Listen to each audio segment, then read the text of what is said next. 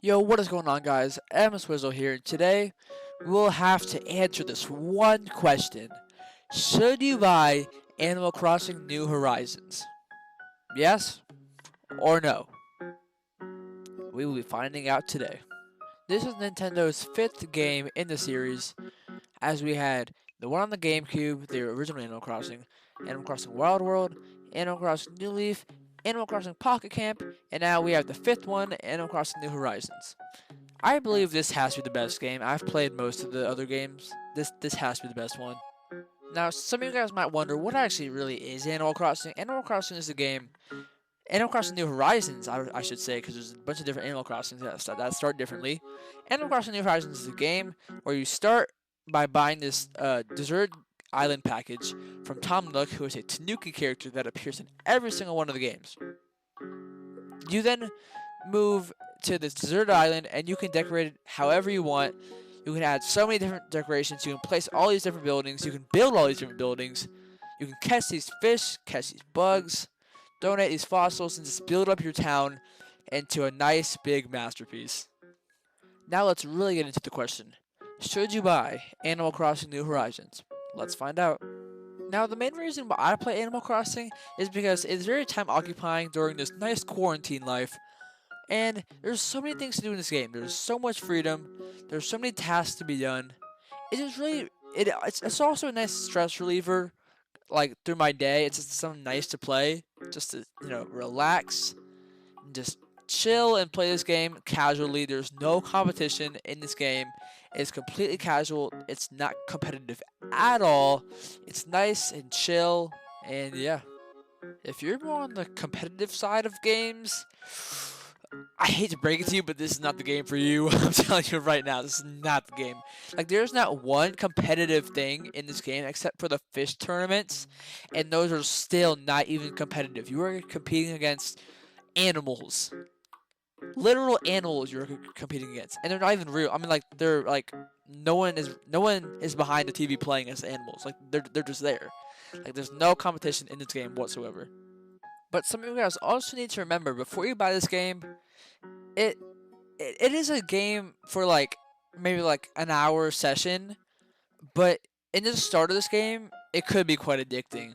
Unless that's what you want, this may not be the game for you, but I mean, I don't know. If you want that, then sure, but as the game goes on, you like start playing it for less time and less time and less time.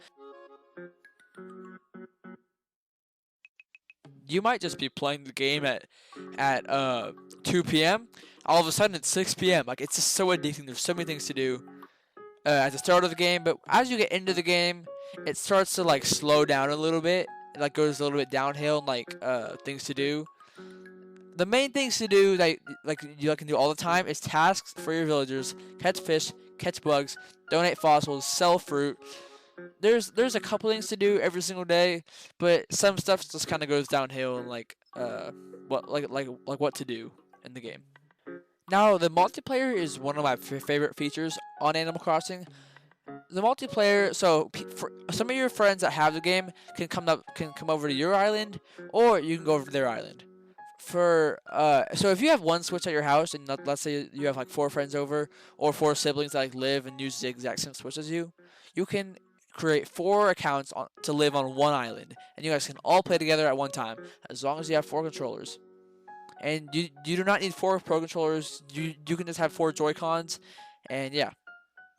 Now, you also can have 8 players on one island, but you will need different, like, 8 different switches to play that way. So I mean, unless you have 8, I mean, so you can do online play, and that you can have 8 different players with their own Switch onto your island at once.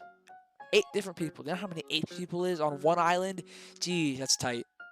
At the start of the game, your friends can help you pluck weeds, gather materials, craft, catch fish, and just help you build up your entire island. In a couple of Animal Crossing games in the past, your village is already sort of built up. So right when you arrive at your town, and say in New Leaf, all of your villagers' houses were built, the town hall was already built.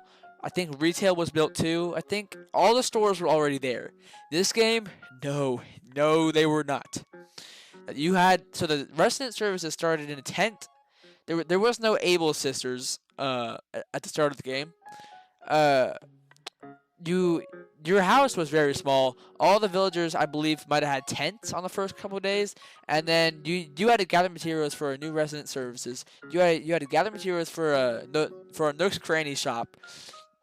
You might have had to gather materials for like your residents' houses. I can't remember, but yeah, it was just a pain. I mean, geez, when Mr. Nook said that he was putting you on a deserted island, shoot, he was not kidding. Now, unlike Animal Crossing New Leaf, in New Horizons you can actually decorate and put furniture outside. You can put almost anything that can be put in your house outside. You can just put chairs, signs, flags, poles, whatever you want. Anything that can go in your house can go outside, which is cool because now outside just it like doesn't look dead. Like there's actual stuff outside to like go and it actually has a function to it, you know. I mean, Tom Nook, besides Timmy and Tommy, they run a whole like airport. I mean, in the past games, you would just move into a village that like in like a forest, like in the middle of trees. Now you're on a tropical island. There's a huge difference here. This is not like any of the other games. I'm telling you right now. Now, I mean, Tom Nook will actually get you for every single bell that you have, as he just takes all your bells and puts it towards your new home. He'll just keep asking and asking for bells, and it will be put to expanding your house, but it's almost an endless cycle of debt. I mean, like he just will keep asking for money until you've fully paid it off and it cannot grow anymore. It's just kind of ridiculous to me. Now, in Animal Crossing New Horizons, you can actually craft stuff. So, I mean, this way, you don't have to run to retail every 2 seconds to find some furniture that you want. Now, all you have to do is go around the island, find some resources, and then you can eventually craft some stuff, some furniture, some tools, and yeah, there isn't really a whole lot. I mean, no, there's a whole lot to craft. There's just like not too many categories. Oh, there's clothes, furniture, and what was the other one? What was the other one? What was the other one? Tools. Clothes, furniture, and tools that you can craft with the resources around the island.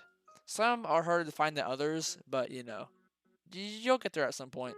Similar to getting things without having to pay to run to retail every 2 seconds, Nook Miles.